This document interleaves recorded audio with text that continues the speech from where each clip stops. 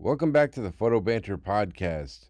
Before we get into today's interview with photo creative Giselle Morgenstern, I wanted to tell you about the new Patreon page I've created for the podcast. If you've been enjoying the podcast and would like to support, you can go to patreon.com/thephotobanter. If you sign up, you get access to the podcast 2 days early. So if you've been enjoying it and like to support, it'd be much appreciated. I'll put the link in the description. You can go check it out. And on today's podcast, I speak with photo creative Giselle Morgenstern. Giselle has worked in many roles in the photography business, having started her career working as a fashion producer and wardrobe stylist for clients such as Nordstrom, Revlon, and Saks Fifth Avenue. Giselle has since gone on to work as an art producer for brands such as Anthropologie Air BnB, Sephora, and Banana Republic, to name a few. In this interview, I speak to Giselle about some of the amazing productions she has produced around the globe and what goes into producing large-scale ad campaigns for various brands. I also speak to Giselle about what she looks for when hiring photographers and advice she has for photographers for marketing their work towards brands. Giselle Morgenstern is someone who brings a wealth of knowledge and experience in the photo industry, so I was excited to get a chance to speak with her. So I hope you enjoy, and thanks so much for listening. All right, well, Giselle Morgenstern, welcome to the podcast. How you doing? We're living in crazy times right now. The last 5 months have been kind of nuts. But I guess how's life for you? Like, have you been working at all, or how's life, I guess? Thanks for asking. I mean, currently life is, I can't complain, like I'm healthy, thank goodness. My family so far, they're in Arizona. They are healthy as far as I know. I have a few friends, sadly, who actually, contracted COVID in New York, but they're recovering. So, Okay. I think in this time, just kind of taking stock of, what really matters and, just trying to just stay positive. I know, I don't know. That sounds kind of hokey, but No, I think that's kind of good. I like it. We're what's trying to getting keep me the to wake up positivity every over here. day, So, I guess in terms of work though, like have you been seeing any production starting to pick up? I know I talked to you the other day and it sounded like you had some jobs kind of circling around a little bit. I guess how's work been for you, I guess? yeah, so I actually, it's kind of nuts. I actually got really lucky because right before, the pandemic kind of really turned the world off in a sense, or turned production off. About a month prior, I was finishing up my contract at Airbnb, where I was a contractor there, doing photo production and photo art direction for about 18 months. And I was finishing my contract up and I was offered a position with Sephora. Yeah. And, this happened in February. And then, in March, when everything kind of started to, like I say, go crazy, I reached out because I wasn't supposed to start my job at Sephora till the end of March because I wanted to properly finish my contract with Airbnb. Yep. I reached out to Sephora and was like, hi, do I still have a job? Like, what's going on? and I did. And, I was really lucky because, a lot of friends of mine, in the industry, just completely just got slayed, and I had a job up until about a couple weeks ago. Unfortunately, I was, COVID casualty. The production department in San Francisco was dissolved. But yeah, during my time at, it was kind of interesting because when I was finishing up at Airbnb, I was, working on several different productions, major launches they were about to have, because I think they were just kind of doing a lot of marketing and promotion, just kind of gaining trying to get a lot of positive attention based on what was maybe or maybe not going to happen with their IPO. So I was just working on so many cool things, and then it just all stopped. Yeah. Everything got canceled. And then when I went over to Sephora, a lot of the production kind of shifted, as I think, probably, I believe maybe Amy Von You kind of mentioned on your show, when I listened to her speaking, a lot of things kind of shifted to illustration or digital art, kind of more graphics. One thing that I was, kind of working with my team at Sephora on was, possibly like exploring like licensed imagery to use. And then right before I left, or I was let go, I actually finally, because LA started to open up again, produced an actual shoot, like a video shoot. Yeah. Yeah. So yeah, it's been interesting to see like how photographers are approaching it. Like I just interviewed this photographer who I think you might have worked with, Winnie Au. Yeah. She's so smart because what she did, and I've seen a couple of photographers do this now, is they photograph like their home, their family, basically anything that they can photograph within their like this kind of internal unit, like their home. They're kind of offering up like, hey, if you need to do a lifestyle with like a dog or like some kids, and here's my location, kind of hit me up. So it's been kind of interesting to see how photographers and people are kind of approaching marketing through this crazy time. Well, that was like actually the very first thing I did when I got to Sephora, because I definitely dabbled in producing like digital art and illustration, but the reason why I kind of got into this industry and my passion was because of photography, and then that led to video. So the first thing I did was I actually just started like hitting up all my contacts, whether it was casting agents, modeling agencies, agencies that repped both like photographers, DPs, videographers,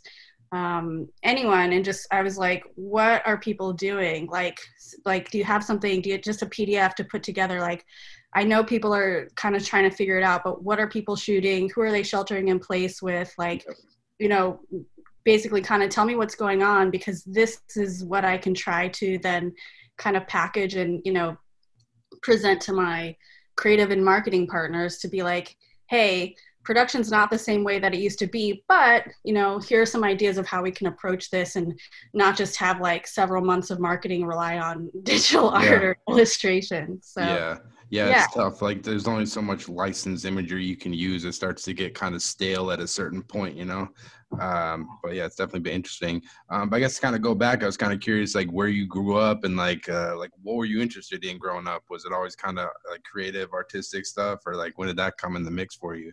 Well, I moved around a lot when I was younger. My father was in the military, and I think I tend to jump around and go on tangents, so help kind of down if you need to. But so we ended up moving to Arizona when I was about 6 years old.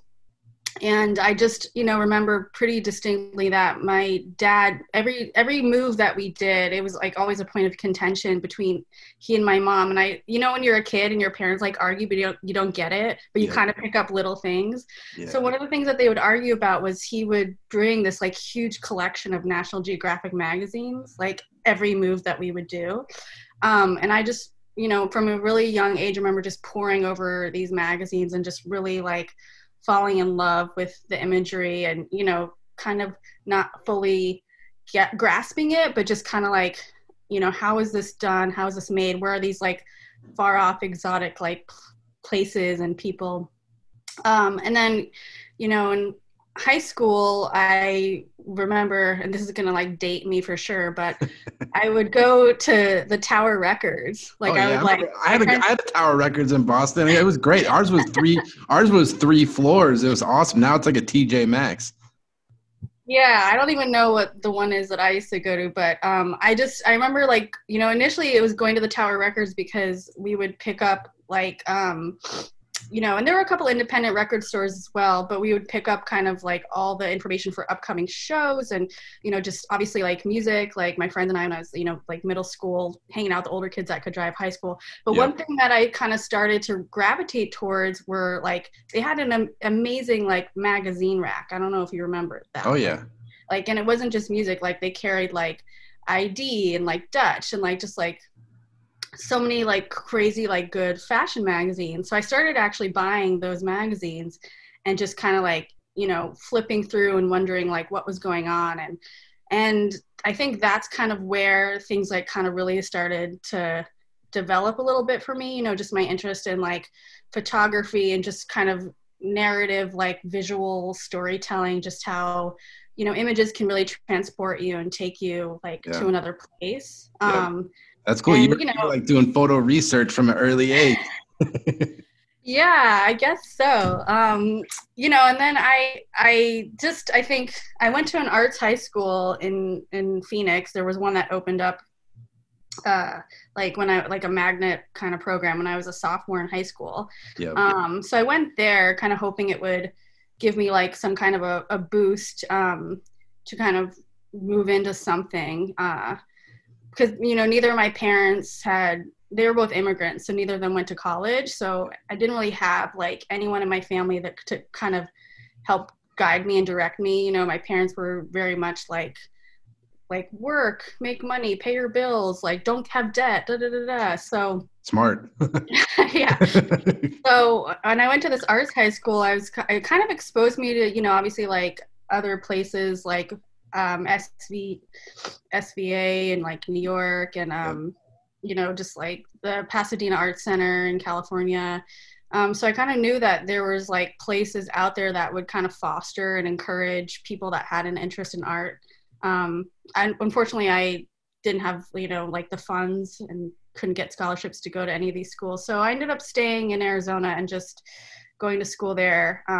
Because at this point, were you like taking pictures yourself? Like, did you kind of have a camera or you kind Oh, yeah. Sorry. Let me back up. Yeah. So in high school, when I studied, I went to this arts high school, there was a teacher there who come from SCAD who was teaching photography. Yeah. And I took her class. And again, this was kind of all like coinciding with like me kind of finding these magazines and kind of starting to like really just move beyond like, I guess I don't know, the photojournalistic style of Nat Geo, but like kind of really like produce kind of, stuff, portraits. Yeah, like look, yeah, exactly. Like looking at like stories, like editorial stories, and kind of again not really having any grasp on it. Now I know and I can speak to it, but just kind of seeing like the difference in like visual storytelling. And so I took a class with her, and she was amazing. Just like a really cool, like just again fresh out of college, she just moved to Phoenix with her boyfriend, kind of like needed a job, like person, just kind of real, I don't know, role model, but just, yeah, she definitely was like someone who I think kind of was really encouraging and opened up my eyes more to photography. And we, of course, at that time, again, to date me, like everything was done in a dark room. And I know it's like, I feel like I hear this whenever you hear people talk about their experience with photography, but it was just like, yeah, such a cool like experience to like, be in there and like, sloshing around with like the chemicals and see your images kind of like develop in the bath and everything. So it's pretty wild. Like I was just having this conversation with my friend today, like film is like back right now. There's like so many people shooting film right now. It's pretty cool to see. Like I know I actually bought some film this week, so it's kind of, I started from the same place, and it's interesting to see it kind of come back full circle. All these people are getting excited about it again, I know. I'm happy about it. I mean, and I hope it's not just a novelty and it actually kind of continues, because I think, I mean, I love digital too, obviously for different reasons. I think that, people that are purists, like I respect that, but things are always going to kind of like advance and change, and that opens things up for even more and more people. That gives access for more and more people to create like amazing moving things. So, but yeah, I'm happy that people are kind of rediscovering like film. It's just fun. We're coming back to it. It's just a good time, like just to break out the old, like whatever, you got a little Hasselblad, you got a little 35. It's just like a good time, Yeah. So I that's kind of, I think, what first gave me like a taste of really like my hands-on experience. But again, so then I went to school, and ASU did have a photography program, but I don't know, I just kind of like just didn't want to pursue it, because even though I enjoyed photography, I actually at that point was more interested in kind of working for a magazine, and not as a photographer, but just in some capacity. And I didn't really know how or understand like how to get into working at magazines. But again, I just like hoarded all these magazines that I would collect. What was some of your favorite magazines? Oh, well, like I said, like at that age, it was like, I loved a lot of zines that were being out there that don't exist anymore, but kind of some of like I loved ID magazine, that like the one, The Face, Yeah, don't That they always go like one finger over on ideas, right? That's their cover thing. yeah, that was definitely a signature look. And the face, and like I think those were kind of like two like major ones. Pop came around later, but that was like another one that I loved. I think there was one called Big, but I might be like messing the name up because my memory's not as good as it used to be, unfortunately. I need to get like that fish oil or whatever it's called. But yeah. So what were you majoring in college? What were you doing? So in school, I'm because it was ASU and they had like a really good not communications but like journalism department. So I thought. Oh yeah, they have like broadcasting. They have a huge broadcast. Walter Cronkite. Yeah, Walter Cronkite. That's like a big deal. Yeah, I know some kids who went there.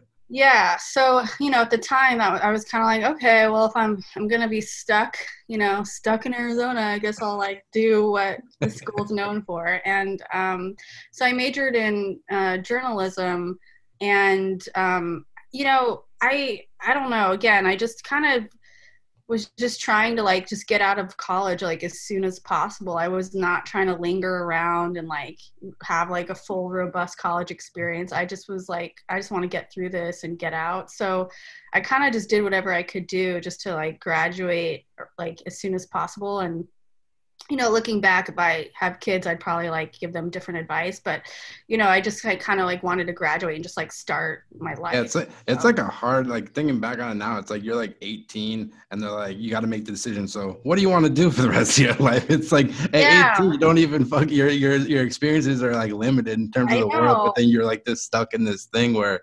And I had friends who like switched majors like 3 times, and I mean, hats off to them. I couldn't do it. Once I made the decision, I was just like, I'm just gonna stick here. That's kind of how I felt because I think that you meet with these like counselors, and not trying to throw any college counselors under the bus. I'm sure there's some amazing ones, but as a person or a young kid who kind of needs guidance, he's like, I don't know, I'm interested in all these things. They were just like, well, you have to pick a major. You're not gonna be able to register for classes next semester, and then you're gonna lose your scholarship, and da da da da da. Yeah. It's crazy. Yeah. But yeah, so I just did that. I kind of studied journalism and just, kind of wrote out like that wave. And I had a couple like friends who were certainly had gone off to like New York and LA and were like doing like cool shit and art. And I definitely stayed, in touch with them, like someone who kind of, started shooting, and a couple people that actually went up to San Francisco. But I didn't really have like a close kind of connection to them because again, I was just kind of still trying to figure stuff out. Like I knew I wanted to work in magazines. I think later, like maybe after I graduated, I kind of stayed in Phoenix for like a few years, like 2 years, and just saved up money because I was planning to move to New York. And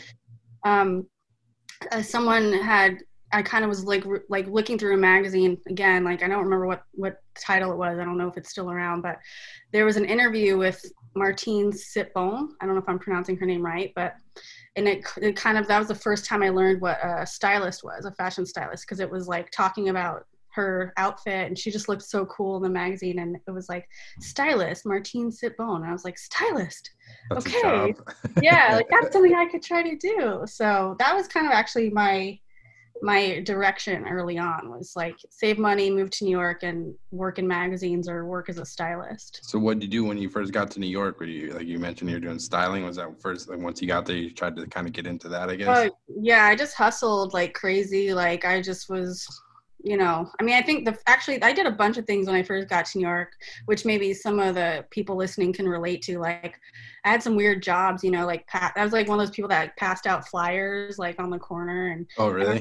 Yeah. And like, I just, because I moved to New York with like no job and just like a denim jacket, like coming from Phoenix, like not fully understanding how cold it got, and, like a suitcase. And, but yeah, and I just like, every person that I met, like, cause I would go out a lot, like just kind of like go like to different like club events and nights. And I would just tell everyone I met, like, I was like that bright-eyed, like, eager, like young, like, I don't know, just I'm a stylist. Let's work. Let's work. I was like, I want to work in styling. If you know anyone, like blah, blah, blah. And like something happened. Like finally someone contacted me and was like, I got your name, you know, I can't pay you, do you want to be my intern? And I was like, yes. So And you're that's doing, how it started. and like for people listening, like how would you describe, because like styling, there's like so many, there's even like so many genres within that job. There's like wardrobe stylist, and there's like prop stylist, and there's like food stylist. Yeah. What kind of stuff were you working on early on when you were working as a stylist? I was primarily doing wardrobe styling. So I was like interning, assisting like various, you know, whether it was various like fashion editors and stylists, if they were doing editorial shoots for magazines, or if they were doing marketing shoots, campaign shoots, catalog shoots. And then, you know, e-commerce kind of started to take off. So, but yeah, just like a lot of wardrobe styling. So it was everything from, you know, being on set and like kind of having like the styling kit ready to go, to like doing kind of quick tailoring, like pinning the clothes on the models, sending faxes. Oh yeah. Sending faxes to the PR houses and the people that kind of like manage like the collections to like pull stuff for like the editorials that, you know, we were working on. So that's kind of what I started in when I first moved to New York. And, you know, as like a person that's just trying to, I think, make money, you know, and hustle, you know, after a few. Oh, I can't hear you. I think you muted. I think you muted. I did. All right, now you're there. Yeah, muted for a second. It's one of those like, you know, computers where if you wipe dust off, you like touch the button and you don't know what happens. No worries. Yeah, we were just talking about you're kind of working in New York as a stylist and stuff. Was like clothing and like fashion something you were interested in? And like if someone wanted to be like a wardrobe stylist, like what type of skill set do you think you need to like do that type of work, you think? Well, to answer your first question, yeah, it was definitely something I was interested in. You know, again, kind of stemming from just starting to pick up like those magazines when I was younger, and just kind of, it was really a cool just feeling to kind of like go from looking at these magazines and wondering how these, you know, editorial shoots came together to actually being on set or being on location and having like the flash go off and like working with the talent or the models and just kind of like learning how a stylist would work on their concept to kind of like, again, tell a story through how they, you know, planned the look and the clothing.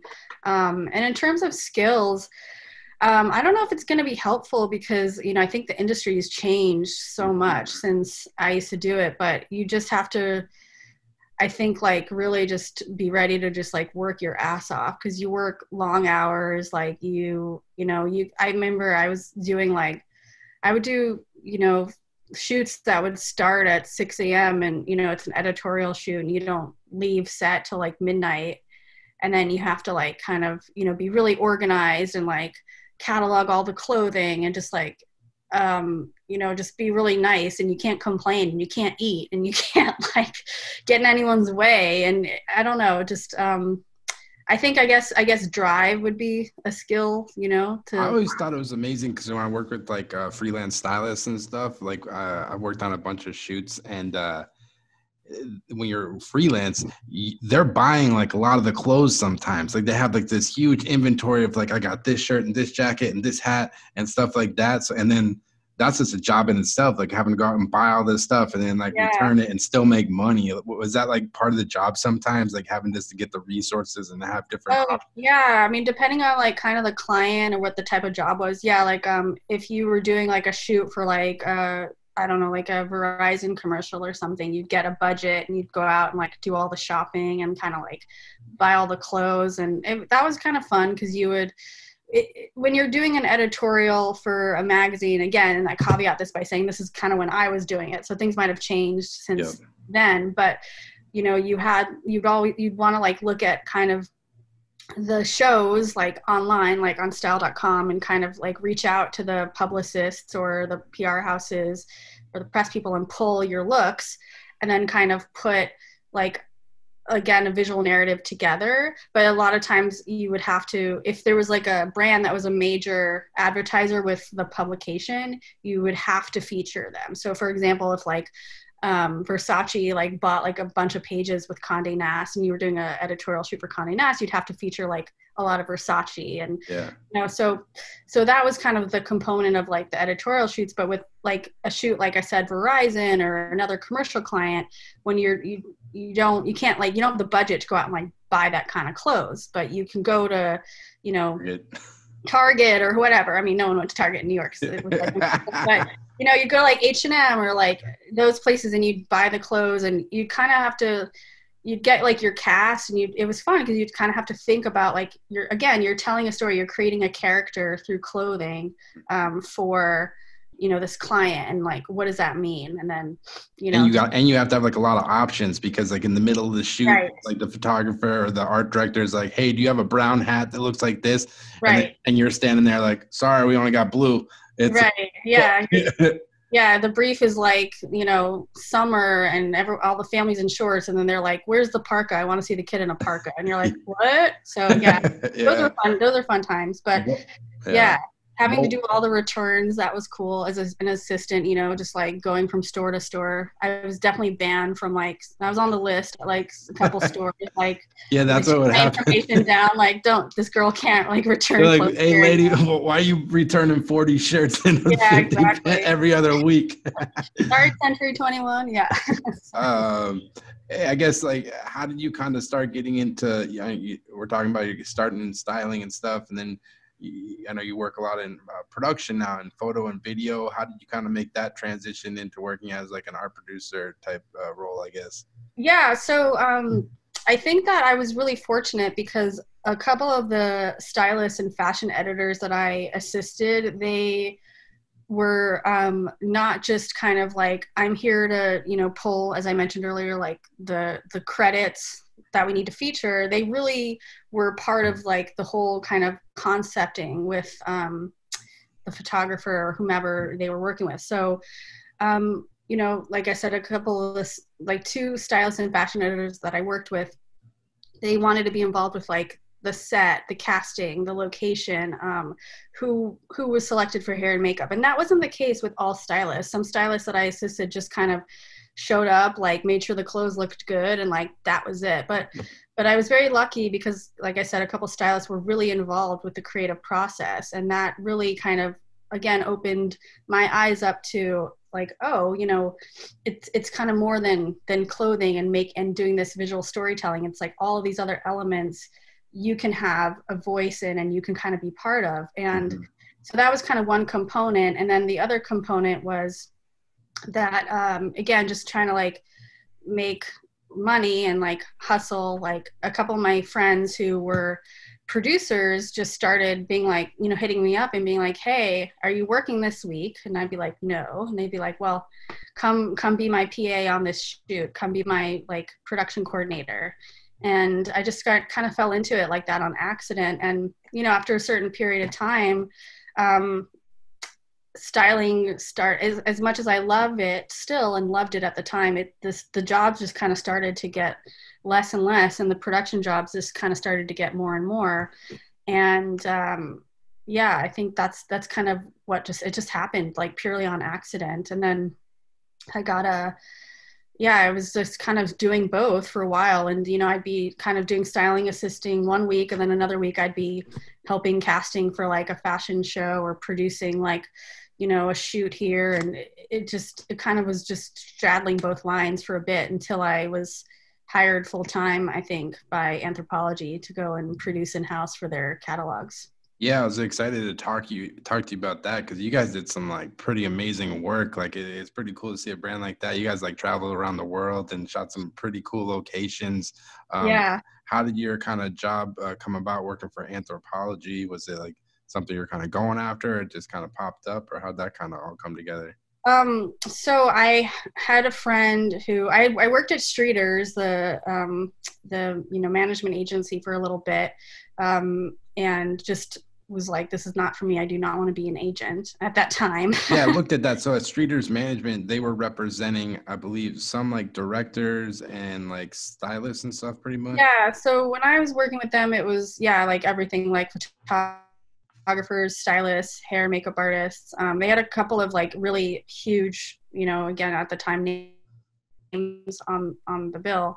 Yeah. And I was there for a bit, like, and that was really fun because I was working mostly in the hair and makeup division, and I was able to kind of work with some of the assistants that were assisting like the really big name like hair and makeup artists, and like kind of develop their, you know, book and help them kind of like develop their, my heart wasn't into it. I wasn't really into that job. So I left after like being there for a year, and a friend of mine who was still at Streeters a couple months after I'd gone back to freelancing as like, again, doing styling or production as needed. Yeah. She mentioned to me, she's like, hey, Anthropologie's looking for an internal like art buyer producer. And I was like, I'd only been to Philadelphia like once. I went down there to see like a grizzly bear show or something, and like came back on the like Chinatown bus. So I had no idea about Philly, but I was, you know, obviously I shopped at Anthropologie. I kind of had an idea of like that they, you know, did their stuff on location, and I was interested in it for sure. And I think after I met with the team, I was even more interested because I hadn't really done production in-house before. Again, it was all just kind of like me showing up and like freelancing and just kind of making people laugh and like organizing and you know, but this was definitely like kind of stepping things up a bit. And yeah, I was very lucky. I was able to swoop, you know, like convince them to hire me, and they did. And like, yeah, because you were doing you were producing photo and like some video projects, it looked like, right? And like Yeah. at that point, had you even like done any like video production, or is that kind of a new territory for you? I mean, I'd been on video sets as a, you know, in the wardrobe kind of team, and kind of, again, had done some of my own styling, you know, starting to, after a certain point in time, you kind of break off and start to do your own stuff. Yeah. Don't assist anymore. But I hadn't really, produced any video. And I think, you know, this was kind of when video was really just starting to kind of like take off, and basically every shoot that you did needed to have like a fashion video to like, or a mood video to accompany it. So it was definitely like a learning for me, but yeah, it was fun just kind of like jumping in and, you know, just really like working a lot with the photographers, because I think the ones that were savvy were definitely kind of picking up on that too, and understanding that this is what clients were asking for. So they either were doing video themselves, or they had a great like assistant that could also kind of toggle between being a first assistant and then, you know, shooting video for them while they directed. And all the shoots that we did, because we did studio, but a lot of the location shoots, we were just very like lean and mean crews. So, you know, just definitely making sure that we had the right teams who could really kind of capture the video with like minimal resources, and just like, you know, do it quickly and like be able to kind of like move and be flexible. And that was like super key and important. Because do you feel like a big part of being like a producer is like having the resources and network built that like, hey, if I need to call this photographer, if I need to find like a DP that has the experience, is that like a big part of your job, is this kind of building these like networks of people that you can call on if you need them for certain projects kind of? I feel like that's kind of 100% of what, you know, at least the way I define how I produce is. Like, one thing that I definitely tell like clients or potential companies I'm going to work for is, you're not just hiring me because I know how to do a budget and like, you know, put things into an Excel spreadsheet. You're hiring me because of my relationships with vendors and artists and talent. And these are relationships that I've cultivated for years and years. You know, I mean, there's people that I used to like work with and be on their set as a styling assistant that I was then able to kind of pay it back and like hire them as like photographers or directors when I was producing. And I still like, I've been talking to their agents for like, you know, 15 years or something. So Yeah. I think absolutely. Yeah. Yeah, definitely. Yeah, because each project is so different and calls for a different type of like photographer, different type of stylist, whatever. So it's like important to have those Right. networks.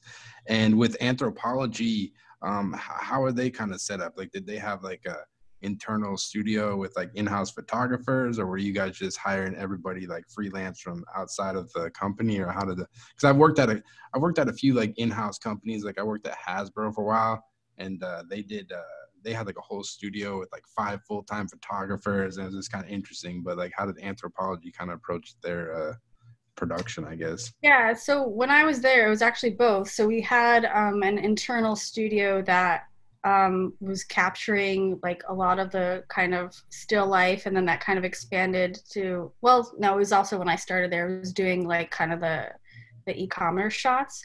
And that team kind of, you know, we were part of the same team, but there was separation. So my main focus when I first started, and then of course my role kind of grew and I acquired like more responsibilities in my 4 years there. But I was definitely focused more on the marketing, like catalog shoots. But again, I think the great thing about like that company was they really just celebrated everyone's kind of unique view and creativity. So you know, you could kind of really go in there and make a job like, you know, what you wanted it to be. So I think that a lot of the things I did as a producer don't necessarily fall into the typical like job description, like production bucket, you know, because I just had to be scrappy. So like, for example, like if there was a hotel that we wanted to shoot in, and I was going to ask you, you shot one in Brazil called UXUA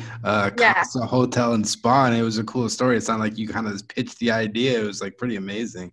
Yeah, I mean, that hotel, it was such an incredible location, and I kind of came across it by just like I found it in like a editorial, and you know, you obviously with Anthropologie and like other brands, you definitely have budgets that you have to adhere to, and you contact a location like that like kind of caters to like a certain demographic in the world, and they can't really do rooms at like per person at $250 a night. No. So, you know, as a producer, like I said, you kind of have to just like figure out other approaches, and you know, I just kind of went in there and just really put on like a strategic, now that I've learned what the role is at other companies, my strategic partnership hat, and you know, you got a wheel and deal. Yeah, exactly. I just was like pitching to them like, hey, well, you know, why don't you come meet me at this budget, and we'll like kind of like we'll do X, Y, and Z, and yeah, just, you know, it was a great kind of way to flex like other skills and kind of just get shit done, like make it happen. So yeah, that was the coolest thing, like looking at some of the work you guys did at Anthropologie, because like I found sometimes, not always, but sometimes like when you're working in-house, a lot of times the photography can get kind of stale and monotonous because, you know, companies just get in a groove and they kind of keep doing the same thing over and over and over again. But it seemed like with, like you're saying, at Anthropologie, they were pretty open to like, it wasn't just you were producing. It almost seemed like you're like kind of creative directing and kind of pitching ideas and stuff. Like one shoot you guys did that I was really excited to talk to you about was you guys shot at the Paris Opera Ballet. yeah. Actually, I'll pull it up right now so people can see it. It was a cool shoot. Like, what was that all about? So that shoot was, that was really cool. I actually can't take credit for any of the ideas for that shoot, because I will kind of step back. The great thing about Anthropologie was that I worked with a really supportive team that, you know, allowed me to kind of not just be someone that was like making sure all the equipment was ordered and the flights were booked and just like kind of taking care of all the production details and being like the executor. Like depending on who the creative director was that I was working with, they knew that I had a creative background, that I came from this background of being a stylist. And again, like as working for some people that allowed me to concept and cast and like present locations and present like kind of an art direction feel. And they really groomed me and encouraged that from me. So I was definitely more of a partner versus just like a producer. But I worked with some like really great creative directors at Anthropologie, and I also worked with some like really horrible ones too, but every job. But but this particular shoot, it was all about kind of, showcasing inspiring women. And this was kind of when, like, I guess there wasn't the term influencer wasn't coined yet, as far as I know, in like, kind of our like language or whatever. But we worked to find like women that were inspiring and kind of like had some substance and something to say, and just really stood for something. And as you could see, like at the bottom, it's really faint, but it says like women of character. That was the theme. Yep. So we were so lucky. Like, I don't even know how it was pulled off, but we were able to kind of cast the premier ballerina for the Paris Ballet, Marie Agnes. I'm gonna butcher her name, like Gio, maybe. That's all right. Yeah, I knew how to pronounce it at the time, but I was like, it's been 5 years. I'll let it slide. Yeah.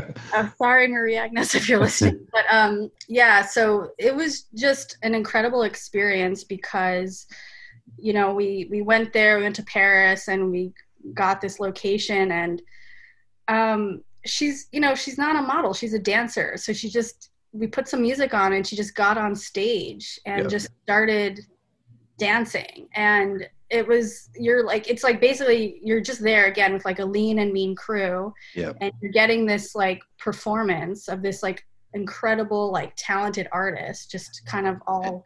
And was there like any challenges to like producing like a campaign like out of the country, abroad, or is there like any different things you have to do in terms of like, work visas or stuff like that?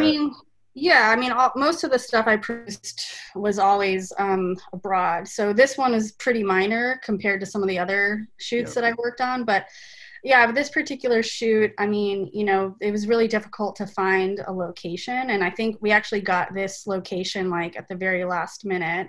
So that all came together. We were planning to shoot in her apartment, but her apartment just, sometimes you see photos online, or not online, but photos that are emailed to you, and then you actually get to the location and scout it, and it's just not doesn't work. Thing. But that shoot was relatively easy because there was one shoot I did. I don't know if I have it on. I think I do have it on here. It was a shoot that I did in Vietnam, and if you scroll down, that one, the girl in the boat. Right here, this one. Nico. Man, you guys really did go everywhere. Not this one. Yeah, sorry. Go back. No worries. If you go down, it's right under the girl with the glacier, which was another amazing shoot. Yeah. So go up. See the girl laying in the like. Oh, this one. Yeah. Got it. Yeah.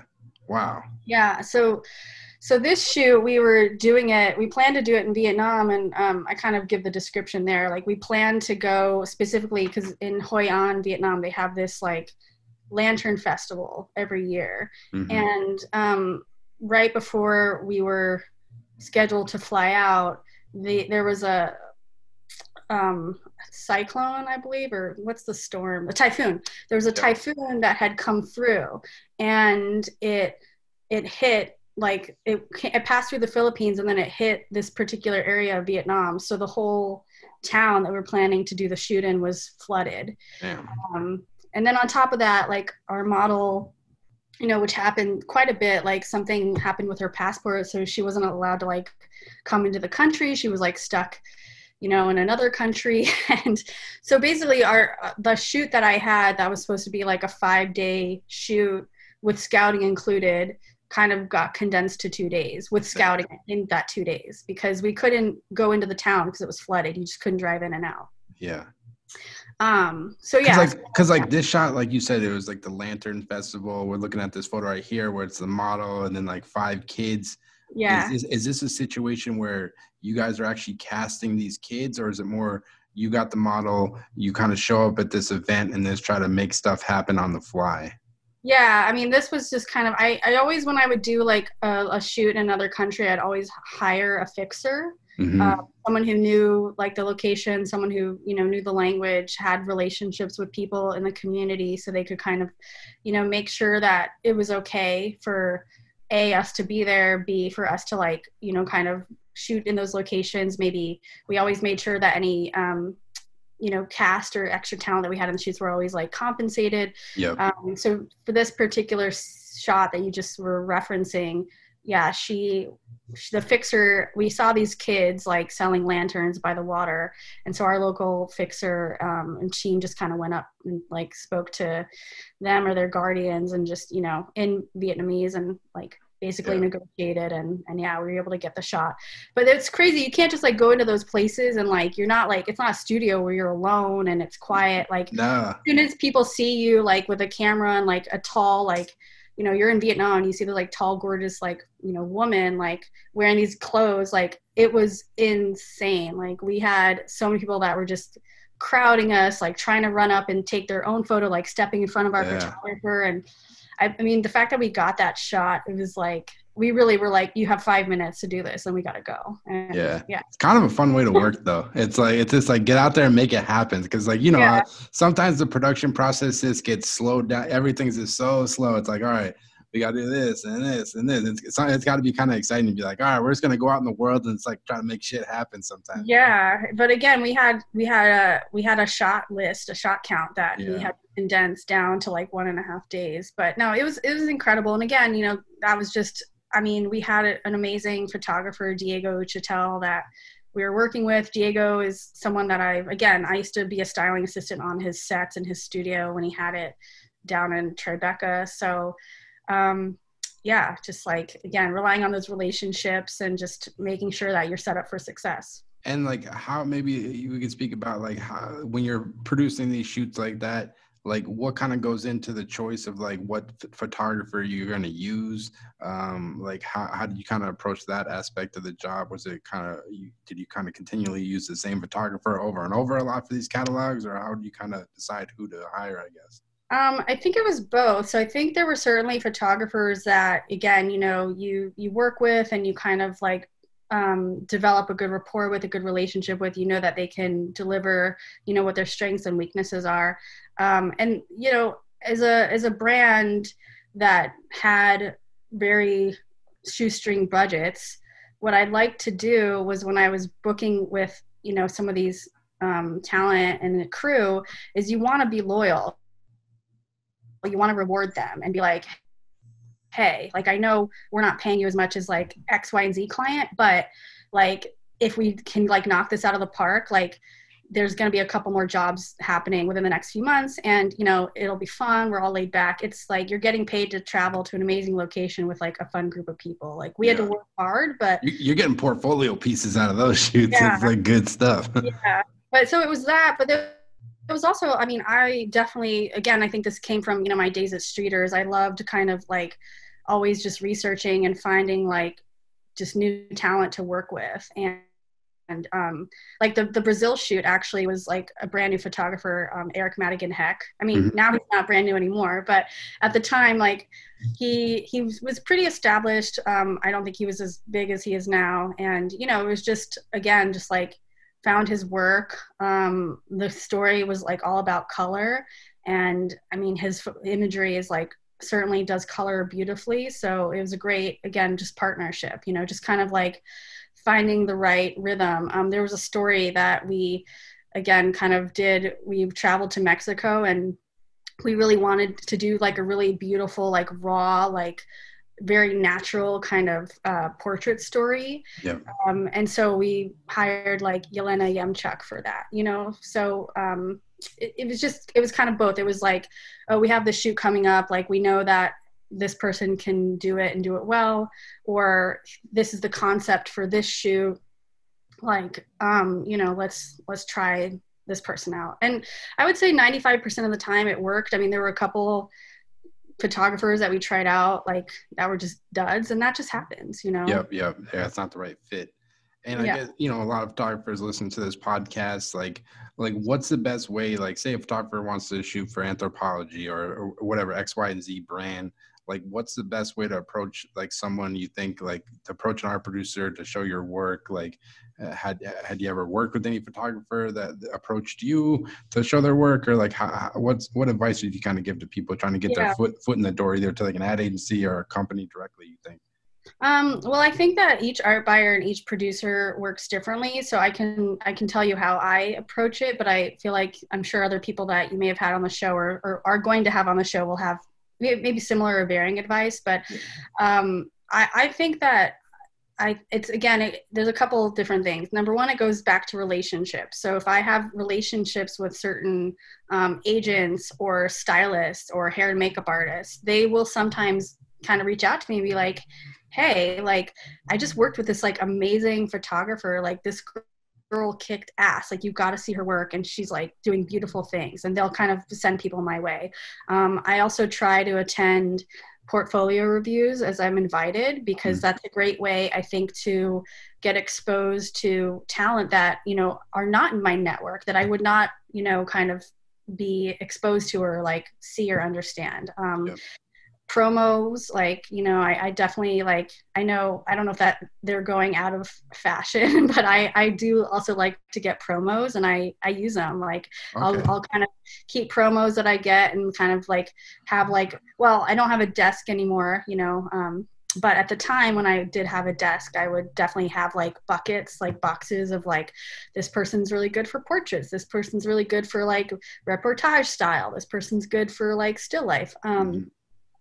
And yeah, I think also I just kind of like, the way I do it is, I think if yeah, just some people aren't going to have the same response. Me having been on the other side and having kind of like been a you know, up and coming stylist that was also trying to hustle for work, I think I get it a bit more. I understand the struggle. So when people do reach out to me, like I certainly try to, you know, like engage with them, you know, and like you know, kind of, if I can't do anything with them at the time, you know, just like, I definitely look at their work and keep them in mind. So yeah, just kind of be bold and just like reach out. I mean, you may not get a response, but there might be someone like me who was in that position, but when I first started my career. So I try to pay it forward, you know? Yeah. And I think there's like a level of persistence you have to have. Like, obviously, don't email people every week or every day or anything like that, but you know, like every few months, like check back in, like here's my new work, check it Yeah, out. exactly. And so you kind of stay on your radar and stuff like that, because you're getting inundated with so many people. But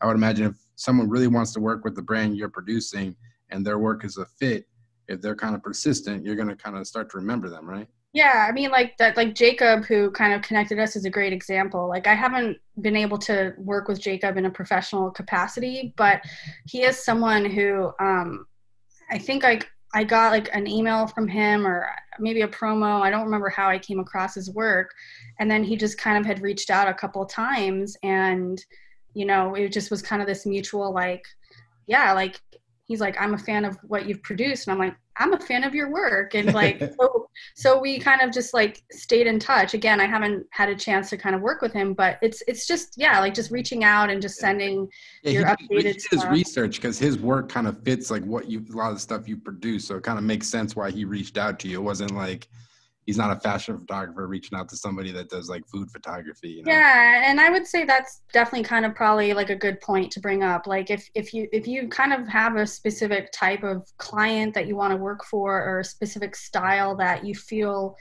is your aesthetic, like kind of stick with that. Like I think if you're you know, I obviously haven't worked on anything that involves like car photography. So if it's a photographer that mainly shoots cars and that's kind of their passion, like, I mean, if you reach out to me, like, I don't know that I would have a place for you, but I could certainly, you know, refer you to someone else I know that maybe is producing something like that. But yeah, it's kind of know your audience. Yeah, it's like do the research, do the legwork. Yeah. And you know, I noticed you ended up working. You're working at Anthropologie. You ended up working at TBWA. I always get confused because there's like Chiat Day and then there's Media Arts Lab. Is it the same company, or is it two different things basically? So Media Arts Lab is kind of like an arm of Chiat Day, of TBWA Chiat Day. And Media Arts Lab has like Chiat Day has like multiple clients, and Media Arts Lab just has like one client. So. All right, I won't mention it because we got NDAs, so we can't talk about it. But the point I was trying to make, I was kind of curious, like how different was it producing like in-house for a client versus an agency? I guess, is there really any difference, you think? Yeah, for me, it was definitely really different. I had, again, my producing career had kind of been this weird hybrid of like being a freelancer on set to like going in-house and being part of kind of building like the brand and, kind of contributing to like what the visual identity of like a brand could be, especially when you're at a place for like a few years, like I was with Anthro. And again, just having that kind of creative support to really kind of have a voice in that. But then when you go internally to an agency, you don't really have that that kind of level of involvement. You know what I mean? Like you're definitely there as a service versus because you're basically executing the client's business, a vision that hired the agency. Pretty much, it's not so much creative. Kind of.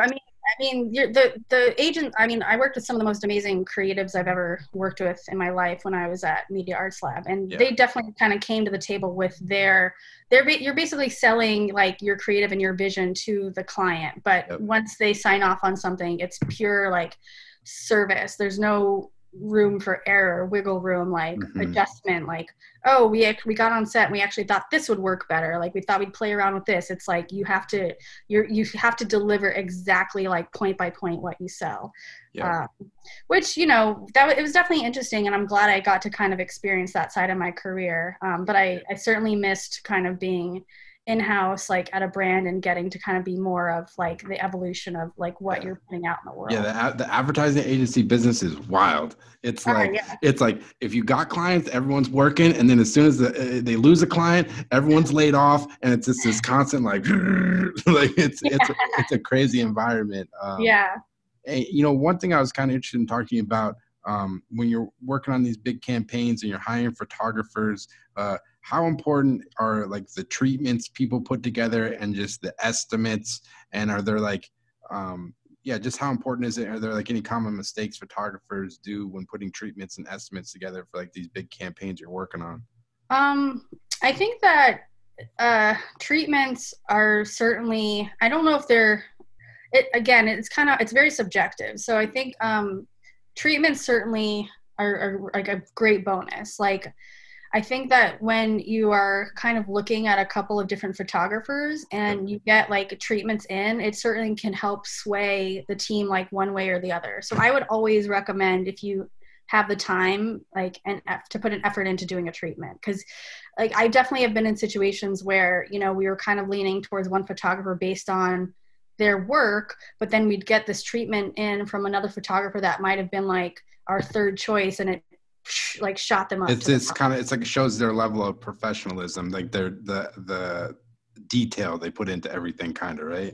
I think that, but I also think it's just like usually you'll have like the way I like to do is I have like a creative call with my team and the potential photographer, and then it just shows A, how they interpret what you're saying, what you're trying to do, and B, like how they would approach it. And that's it's a great preview to see like what you're going to kind of get when you hire this person. So I definitely think treatments are like a great thing to do if the situation allows for it.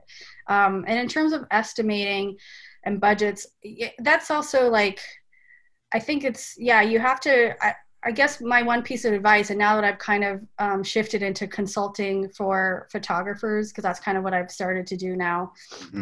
I've always actually done it because I've always had, starting as a styling assistant and having friends that were photo assistants, and then learning production, I've always like helped my friends, but now I'm kind of really exploring that. But I think a lot of photographers, what happens is they are so kind of focused on getting the job that they will not really accurately estimate for like everything that they need.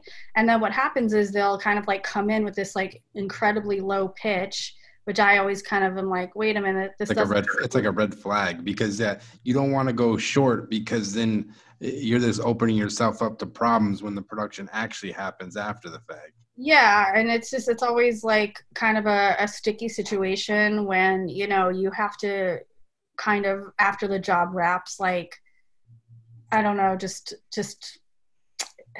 just you're basically, you're like, you're not, as a photographer or as an artist, like you have, it's like you want to feel good about things. So I always would hate it in my position when, you know, a person wouldn't feel like they were paid appropriately and, you know, paid for that, for the work that they were doing. Or they would kind of like leave a couple things off and then come back after the fact and be like, actually, this happened while, you know, we were shooting and I didn't account for it in my estimate. And it's just like, you know, as a producer and as the kind of the keeper of like the budget, it's like, I get it, but this is what I sold to my team. Like, this is what I budgeted. Like, I don't know. I just feel like it could be like a bad way to kind of build a relationship. Yep.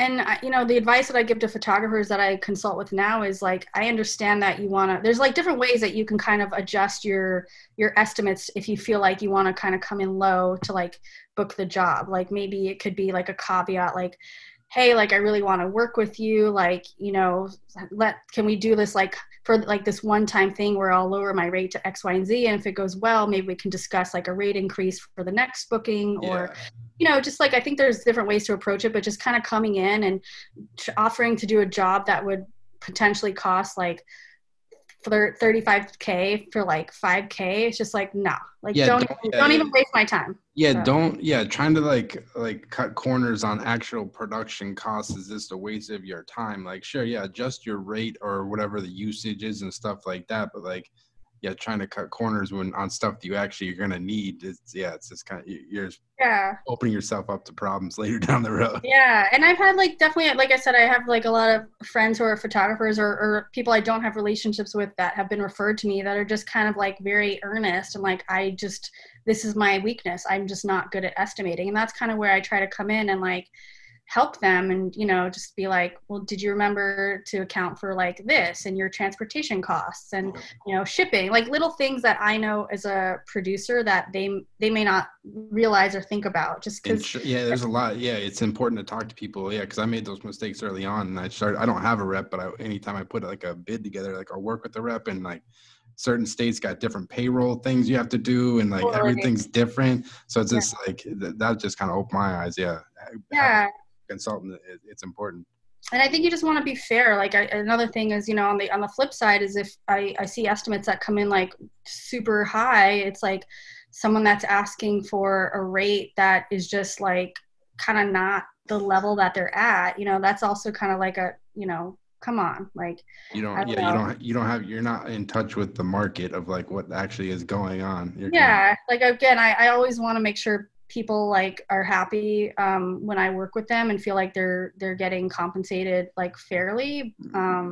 But at the same time, you know, if you're kind of coming in and asking for a rate and sometimes agents do this a lot too, you know, that definitely falls on the agents because they want to, I think, get, you know, as they should want to get the most for their artists. But it's like you're trying to get a rate for someone who like literally just started shooting like a year or two ago, like for someone who, you know, I know has been in the industry, can deliver like for like 5 years. Like it's just, you know, there's just a disparity there. So yeah, probably because they have someone else on their roster who's been in the game for like 20 plus years, and they're trying to get the same rate for that guy for the guy who just started. And it's just it's two different things.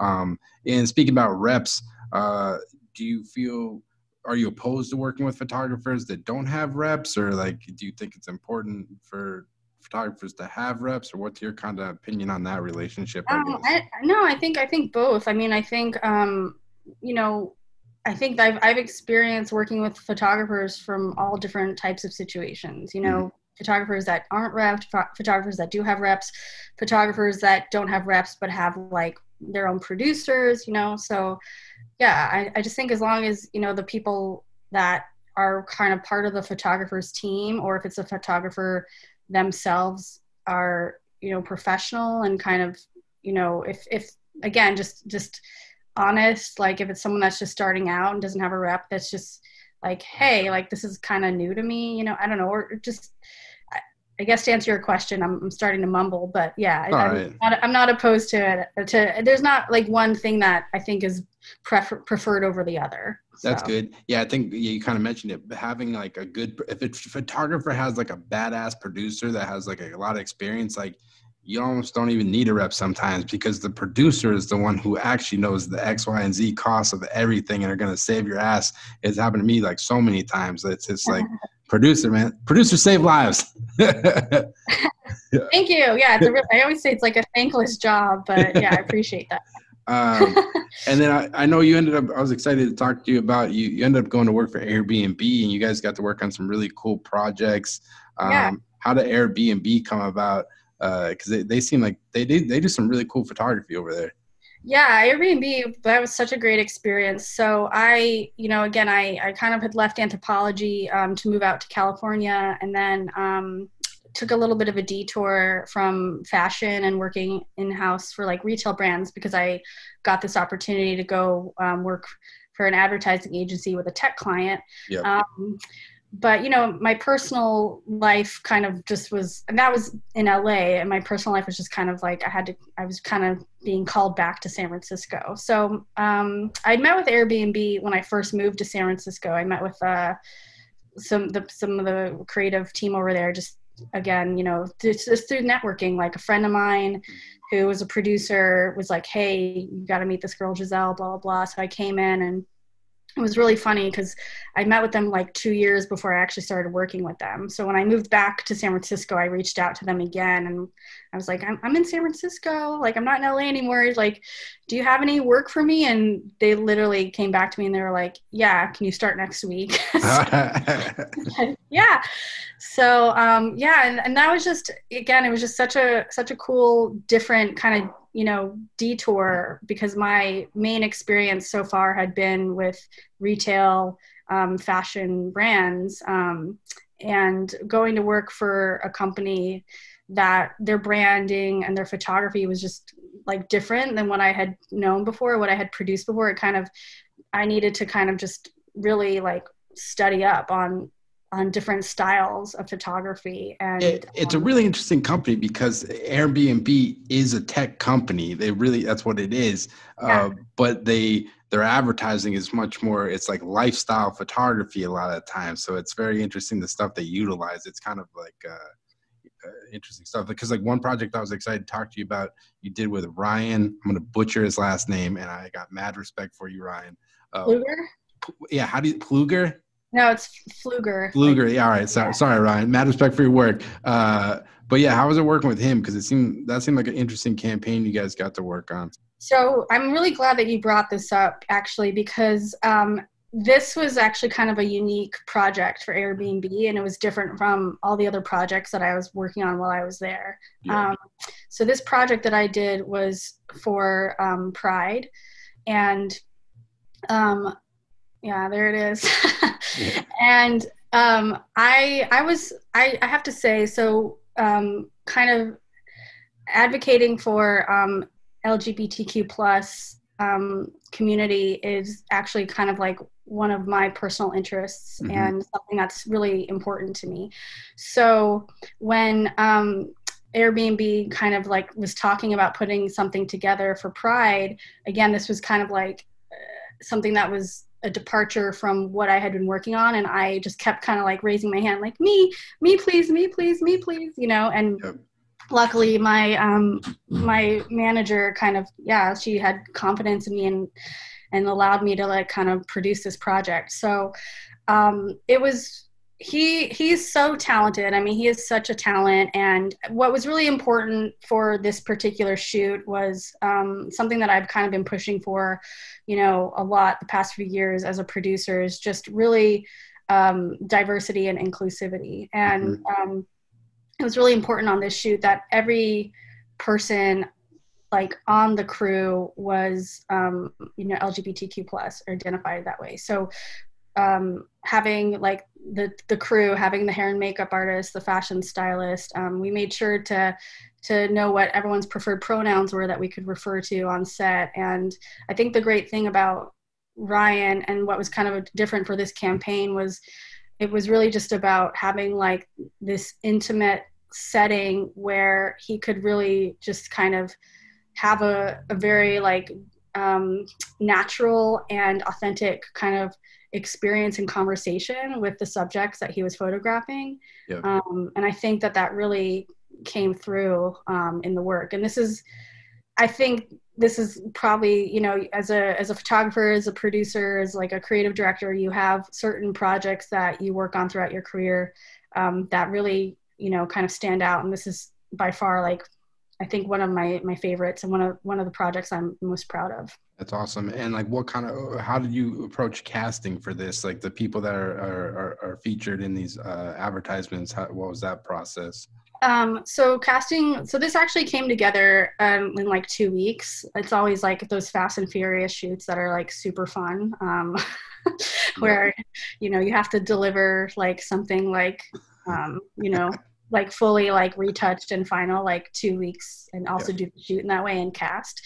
Yep. So I had an amazing I had an amazing production team. Like I had an amazing production coordinator. I had an amazing co-producer who was just handling the video aspect. And together we worked with a nonprofit, God, I can't remember the name of it, agency in New York that works with elderly LGBTQ plus people, and that was kind of like one of Airbnb's official partners for Pride. So that was kind of one way that we pursued casting, was working with that particular nonprofit. And then another thing was just, I like to call it spiderweb casting, where it's just word of mouth. You find someone on Instagram, you send them a DM, and then you like say, hey, like, do you have any friends that are interested? Like send us their Instagrams. Like, who's this person? It just kind of spreads. I don't know if you do this. I've done this so many times when I'm looking for somebody for a certain project. I go on Instagram and I hit the location tag, and you can see all the recent photos, and you can just see like people that live in this area and stuff. And I'll just like reach out to people that way. It's such an interesting feature that I hardly ever use it, but it's worked out so many times. Yeah, it's a little creepy, but it definitely works for casting. I think it's like as long as you're like professional, because I mean my Instagram's like all professional. It's no personal stuff, so I just approach it like an email, like, hey, I'm X, Y, and Z. Here's my website, yada yada. Yeah. So yeah, but that's how we handled casting that way. It was just like word of mouth, and like we would find like an artist in New York that maybe there was like an article written about, and you know, try to kind of see if they had friends. I mean, there is an amazing casting agency that does specifically represent like LGBTQ plus community. They're called, I believe, New Pandemic. New Pandemic. Oh my God, if I'm getting the name wrong, I'm really sorry. But anyways, right. I've been trying to work with them for years, and you know, just again, unfortunately, just with the timing on this project, couldn't make it happen. But you know, I wanted to plug them because they're really great, and if anyone has a chance to, or has anything coming up that they could use them for. So. Yeah, no, it was an amazing project. But I guess to wrap up, like you've done a lot. You've had a really interesting career that kind of had your hands in a lot of different baskets. What's next for you? Like anything you're excited about? Obviously, we're in this like crazy time with the pandemic, so producing is kind of nuts. But I guess like any goals for you moving forward, I guess. Yeah, I mean, I think that there's a couple things. You know, obviously, I'm like freelancing again, and I think one thing that I'm, you know, kind of personally trying to pursue is just really getting more into kind of creative concepting and like art directing, because that's something that I definitely kind of, I think, dabbled with a little bit, and was really given the opportunity to kind of pursue that at both Anthropologie and Air BnB. Yep. And, you know, I think that for anyone that's looking to hire a producer, you could hire someone that has certainly, like I said, the experience and kind of the formulaic mind to do a schedule, to do a budget, to kind of cross all the T's, dot all the I's, like make sure every production detail is taken care of. Yep. There are a few of us out there who did start in creative roles and can really offer like an extra service of, you know, being kind of like a creative partner, like helping suggest, you know, different talent, do casting, pitch locations, like kind of understands like a little bit more of the creative nuances that might kind of serve an art director or creative team's needs. And I think that's really I'm hoping it's going to be a helpful benefit as, you know, kind of our times now dictate. Just it's more about quantity versus quality. And, you know, a lot of the art directors that I have been working with over the past few years, it's just about like churning out, like just content, like just putting content out. And they may not always have time to kind of have the luxury of time to like fully flesh out like a concept or fully kind of, you know, put a creative team together in their minds. So that's, you know, an area where myself and kind of the other like unique hybrid kind of creative producers can, you know, kind of step in and help fulfill that, like that role as a partner. For sure. So that's one thing. And then I think the other thing that I'm really kind of trying to pursue, you know, is just if I am working with brands or if I'm hired to work on projects, is just, again, kind of making sure that there is like level of representation that is kind of for everyone, you know, in terms of what the brand's not just putting out, but like who the brand's hiring, you know, making sure that if you're going to be shooting like a person that is like BIPOC, then you have a crew that represents that. Or, you know, for some of these brands that are like athleisure or fashion, making sure that you're really taking into account casting like models that are, you know, kind of representing like all types of bodies, like body positivity. So I think that's something that I've been interested in for a while. And I've certainly, as a cliche goes, like been in those meetings where, you know, you try to pitch people and I've heard like, oh, well, our customer's not ready for that yet. And, you know, I've just been trying to, I think now that the conversations have been happening lately, it's definitely like the voices of people like me are kind of now being considered and heard. And I just want to keep like moving that forward. Yeah, keep hammering, Giselle. Keep hammering. I really appreciate you taking the time to do this. I'm glad we connected. Yeah, thank you. Anybody listening, if they want to check out more of your work, you can go to your website at GiselleMorgenstern.com. Morgenstern, sorry. That's okay. It's a long name. Yeah. I know. And you mentioned consulting. Is that so? If photographers want to reach out to you, is that something you're like doing through your website or? Yeah. I mean, find me on LinkedIn or, you know, find me on my website. My email is g.morgen, MORGEN @gmail.com. And I mean, I'm kind of like just really just doing it case by case. And, you know, like if you need help, like hit me up. Perfect. Well, I got nothing else to do, so I'm happy to help. Thanks so much, Giselle. I really appreciate it. Thank you, Alex. Peace. Thanks. Have a good one. Bye. Yeah, later. Thanks for listening to today's podcast episode with Giselle Morgenstern. If you enjoyed the podcast and would like to support the podcast, you can go to our new Patreon page at patreon.com/thephotobanter. If you sign up, you can get access to the podcast 2 days early. So like I said, if you've been enjoying and would like to support, it'd be much appreciated. I'll put the link in the description so you can go check it out. But I have to give a big thank you to today's guest, Giselle Morgenstern. Really appreciate her taking the time coming on and talking about all her experience working in the photo industry. I definitely learned a lot just kind of hearing her perspective as someone who hires photographers and has worked with a lot of different brands. So can't thank her enough. Definitely go check out Giselle's website at GiselleMorgenstern.com. I'll put the link in the description so you can go check out some of the cool projects she's worked on. And as always, I'll be having weekly podcasts every week on Monday, available on Apple Podcasts, Spotify, as well as YouTube at the Photo Banter page. So definitely go check that out.